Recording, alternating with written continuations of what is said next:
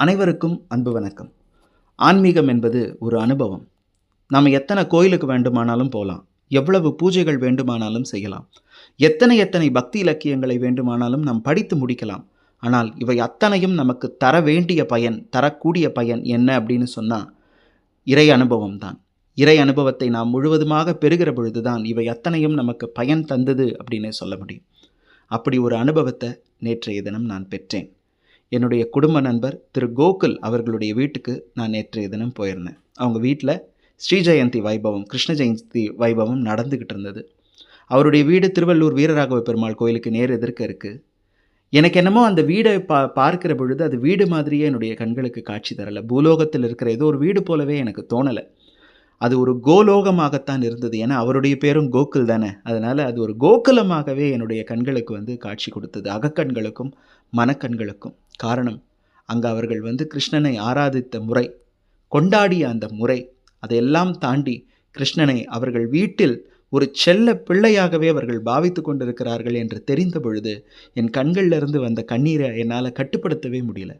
நான் குறைஞ்சபட்சம் ஒரு மணி நேரம் அல்லது அதிகபட்சம் ஒரு 2 மணி நேரம், எனக்கு நேரக்கணக்கெல்லாம் எனக்கு தெரியல, அவ்வளவு நேரம் என் கண்ணிலேருந்து வந்த தண்ணி என்னால் நிறுத்தவே முடியல. இதெல்லாம் மீறி ஒரு எளிமையாக ஒரு விஷயம் சொல்லணும்னா, அவருடைய வீட்டுக்கு போகிறதுக்கு முன்னாடி வரைக்கும் எனக்கு நல்ல பசி, அவருடைய வீட்டுக்குள்ளே நுழையத்துக்கு முன்னாடி வரைக்கும் எனக்கு நல்ல பசி இருந்தது. ஆனால் அங்கே போய் அந்த காட்சியெல்லாம் கண்ட பிறகு, அதை அனுபவமாக மாற்றிய பிறகு என் பசி ஓடின இடம் எனக்கு தெரியல.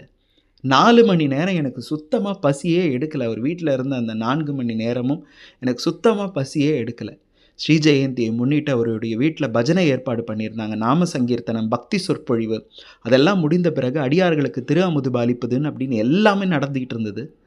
இருந்த அத்தனை மணித்தியாலங்களும் என்னுடைய மனமும் அகமும் என்னுடைய உடம்பில் இருக்கக்கூடிய அத்தனை நாளங்களும் அமுதம் ஊறியது. அதனால் பசி இருந்த இடம் காணாதே போச்சு.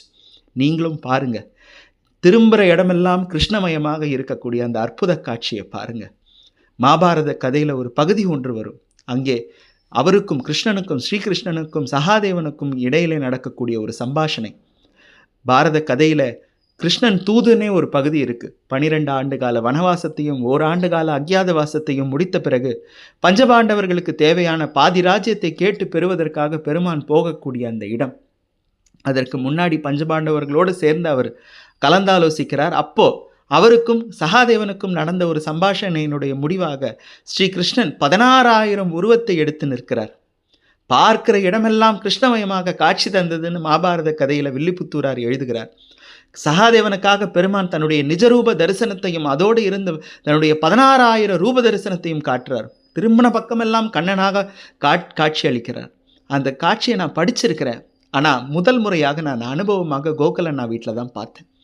திரும்புகிற இடமெல்லாம் கிருஷ்ணமயமாக இருந்தது. நீங்கள் நம்பவே மாட்டீங்க, அவருடைய வீட்டில் இருக்கக்கூடிய தோரணம் முதல் கொண்டு, தோரணத்திலெல்லாம் கூட கிருஷ்ணர் இருந்தார். அந்த முத்து தோரணம் தொங்க விட்டிருந்தார், அதிலெல்லாம் கூட கிருஷ்ணர் இருந்தார். இந்த வீடியோ அண்ணா எனக்கு அனுப்பிச்ச வீடியோ. நான் உங்களுக்கு நவராத்திரியின் போது தனியாக ஒரு வீடியோ ஒன்று அவருடைய வீட்டில் போய் எடுத்து நான் காட்டுறேன். அந்த கிருஷ்ண அனுபவத்தை நீங்களும் பெறுங்கள். 16,000 கிருஷ்ணனை எப்படி சகாதேவன் தரிசித்தானோ அதுபோல் இந்த எளியனுக்கும், இந்த எளியன் மட்டும் இல்லை, போன அத்தனை பேருக்குமே அந்த அனுபவம் நேற்றைய தினம் கிடைச்சிது. அந்த கிருஷ்ணனை கண்ணார கண்டு இப்போ ரசிங்க.